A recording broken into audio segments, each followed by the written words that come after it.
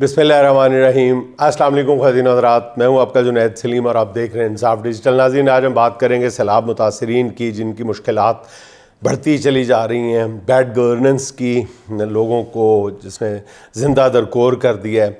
सैलाब मुतासरीन के लिए आने वाली बैरूनी इमदाद जो है उसके बारे में भी इतलात हैं, खुर्द बुर्द होने लगी है, अभी इब्तदा है।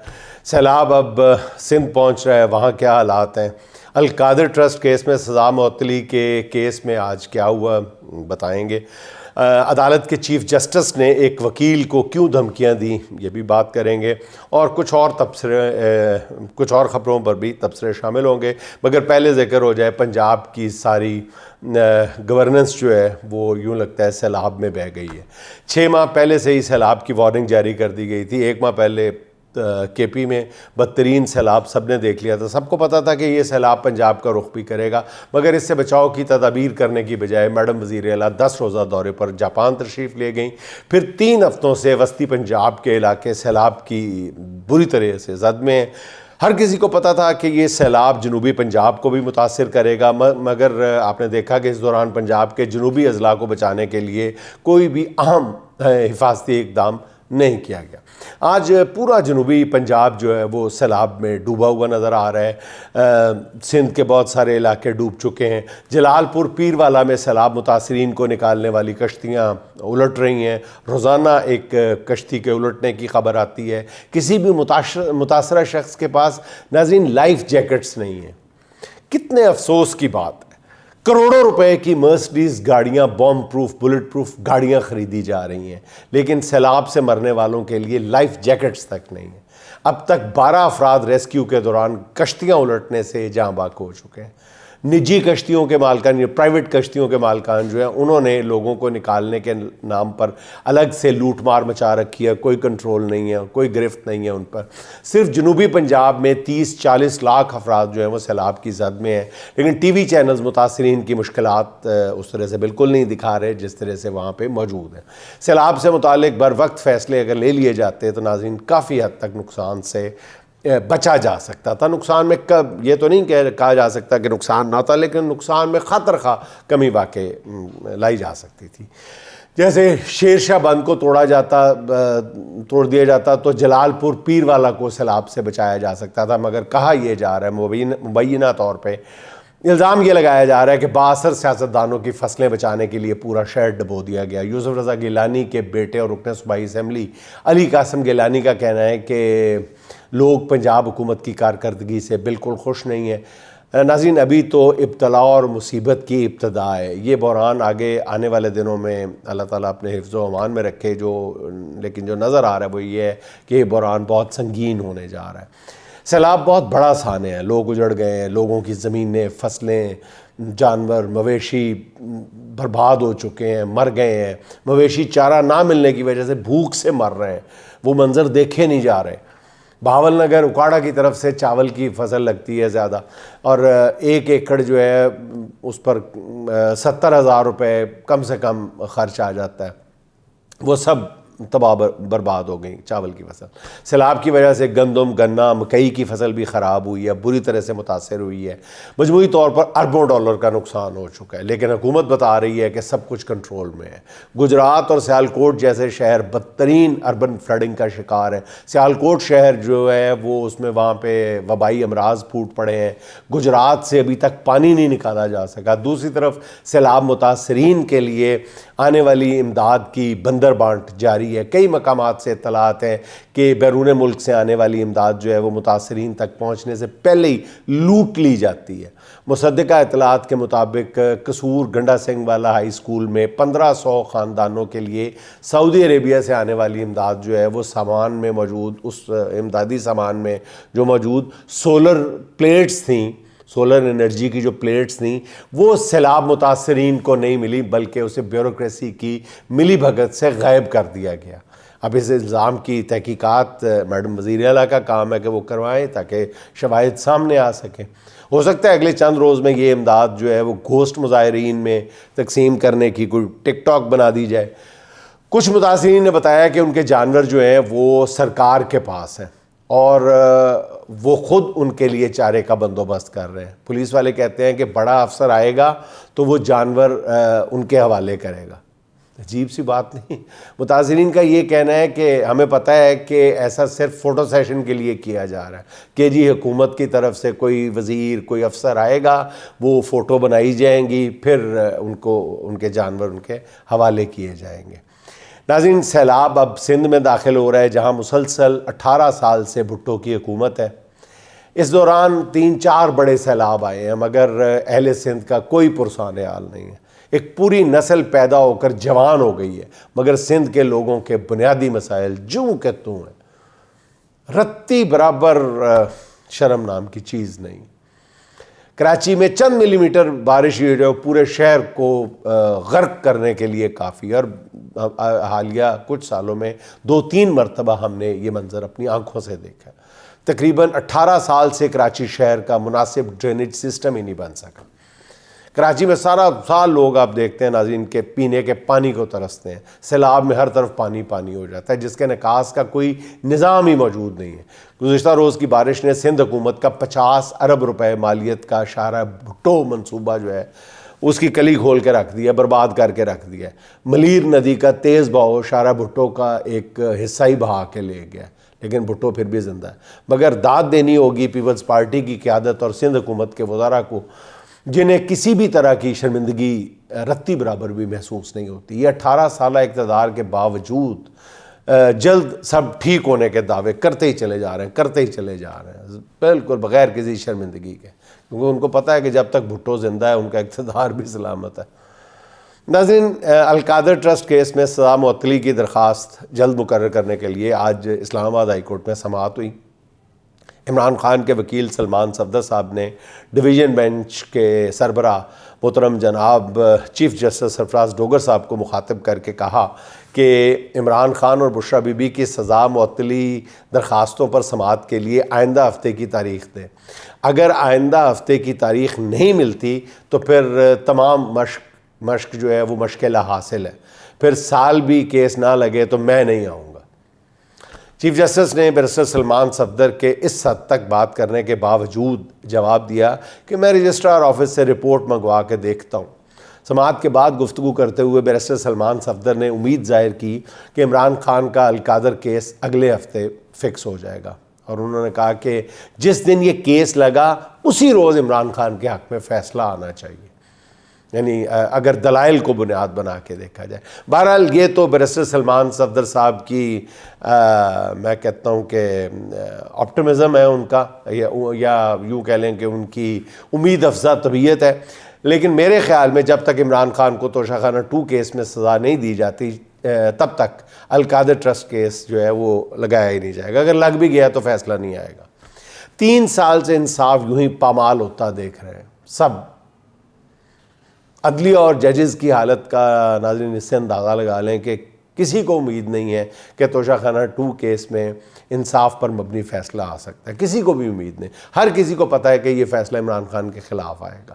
بہرحال ایک اور کیس کی سماعت کرتے ہوئے اسلام آباد ہائی کورٹ نے نیب, FIA اور پولیس سے عمران خان کے خلاف درج مقدمات کی تفصیلات طلب کر لی ہیں. یہ پتہ نہیں تفصیلات میں سے کتنی دفعہ آج تک طلب کی جا چکی ہے, مجھے اندازہ نہیں ہے.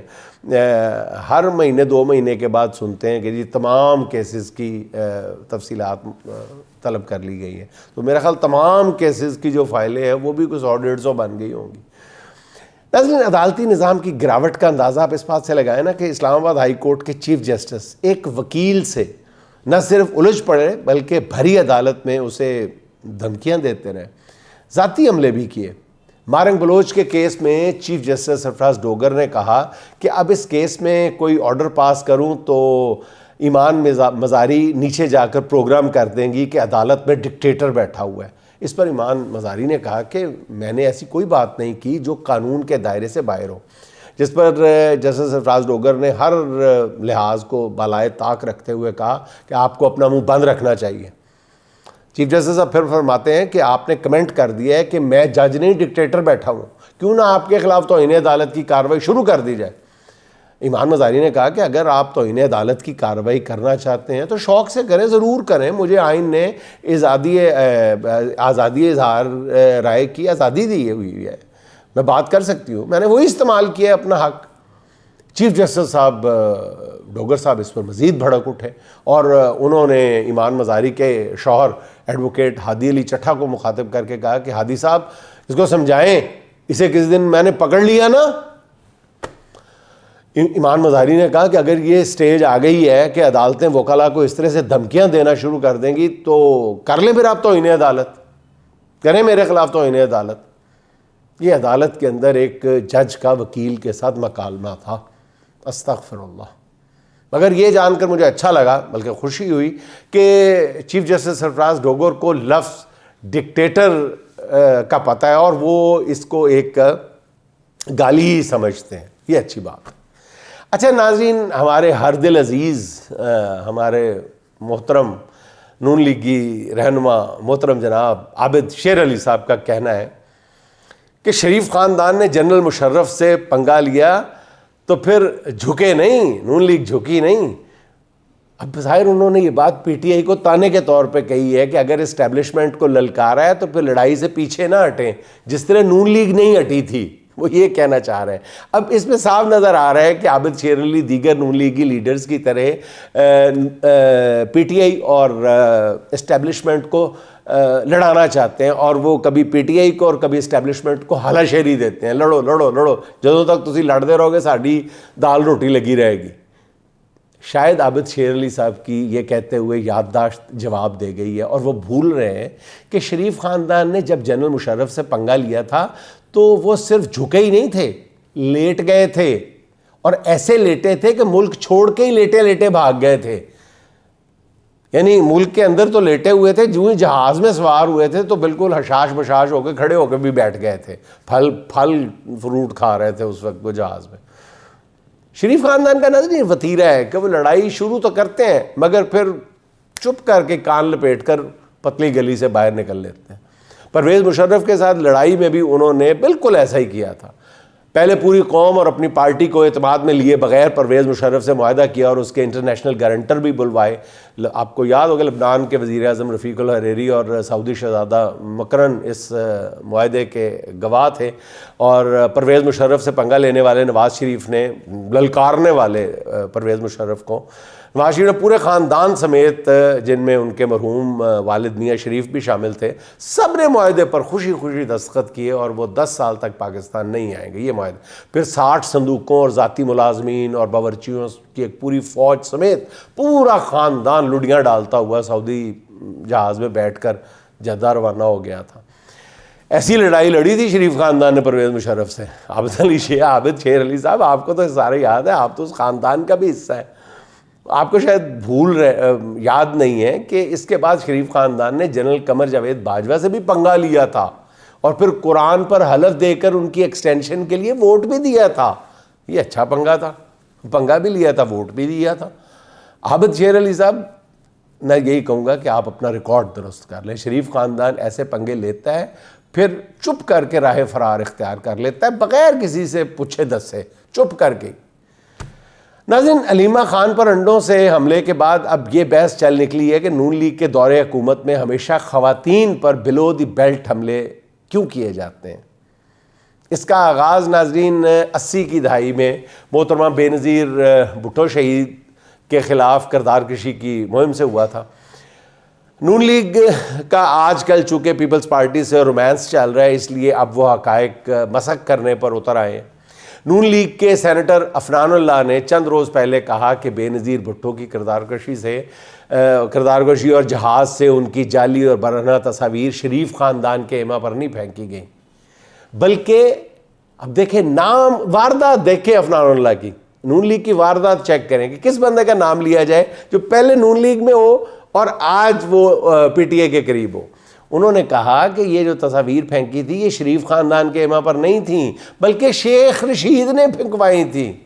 یہ بالکل غلط اور حقیقت کے 100% برعکس بات ہے۔ لیکن اگر فرض کریں ایک لمحے کے لیے یہ مان بھی لیا جائے کہ یہ کام چلے شیخ رشید نے ذاتی حیثیت میں کیا تھا اور نواز شریف صاحب نے منع کیا تھا یا نواز شریف صاحب کو نہیں پتا تھا، ایک لمحے کے لیے مان لیا جائے، تب بھی سوال تو یہ پیدا ہوتا ہے کہ شیخ رشید اس وقت تو نون لیگ کے رہنما تھے، اس بےہودگی پر نواز شریف نے شیخ رشید کے خلاف کارروائی کیوں نہیں کی؟